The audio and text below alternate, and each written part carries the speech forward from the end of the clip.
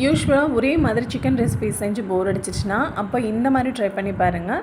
கடாய் chicken எப்படி செய்யுதுன்னு பார்க்கலாம். கண்டிப்பாக இது ரொம்பவே டேஸ்ட்டாக இருக்கும். ட்ரை பண்ணி பாருங்கள். இதுக்கு ட்ரை இன்க்ரீடியன்ட்ஸ் ஃபஸ்ட்டு ரோஸ்ட் பண்ணிக்கலாம். அதுக்கு ஒரு கடாயில் 3 டேபிள் ஸ்பூன் மல்லி, ஒரு 10லேருந்து 12 மிளகு, 2 வரமிளகாய், பட்டை, சோம்பு, கிராம்பு, ஜீரகம் இது எல்லாமே சேர்த்து நல்லா ட்ரை ரோஸ்ட் பண்ணிக்கோங்க.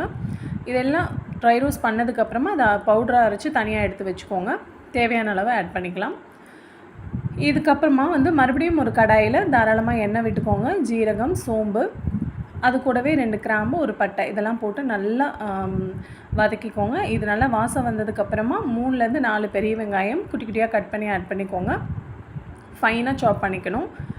அதுக்கப்புறமா கொஞ்சம் கருவேப்பிலை, கொஞ்சமாக உப்பு இது எல்லாத்தையும் போட்டு நல்லா வதக்கிக்கோங்க. இது நல்லா சுருளை வதங்கினதுக்கப்புறமா 1 டேபிள் ஸ்பூன்லேருந்து 2 டேபிள் ஸ்பூன் அளவு இஞ்சி பூண்டு பேஸ்ட் இதையும் நல்லா வெந்ததுக்கப்புறமா ஒரு 3லேருந்து 4 சைஸஸ்க்கு தகுந்த மாதிரி, மீடியமாக இருந்துச்சுன்னா 3, ரொம்ப சின்னதாக இருந்துச்சுன்னா 4 தக்காளி இந்த மாதிரி கட் பண்ணி ஆட் பண்ணிக்கோங்க. இது நல்லா சுருளை வெந்ததுக்கப்புறமா சிக்கனை வாஷ் பண்ணி ஆட் பண்ணிக்கோங்க. 5 மினிட்ஸ் குக் ஆனதுக்கப்புறமா மசாலாஸ் ஆட் பண்ணிக்கலாம். மஞ்சத்தூள், கொஞ்சமாக மல்லித்தூள், வரமிளகாத்தூள், கரம் மசாலா, சிக்கன் மசாலா இது நல்லா கொஞ்சம் நல்லா பைண்ட் பண்ணதுக்கப்புறமா நம்ம அரைச்சி வச்சுருக்க பவுடர் அதையும் இதோடவே சேர்த்து நல்லா மிக்ஸ் பண்ணிக்கோங்க. இது நல்லா எண்ணெய் பிரிஞ்சு சுண்டை வரணும்.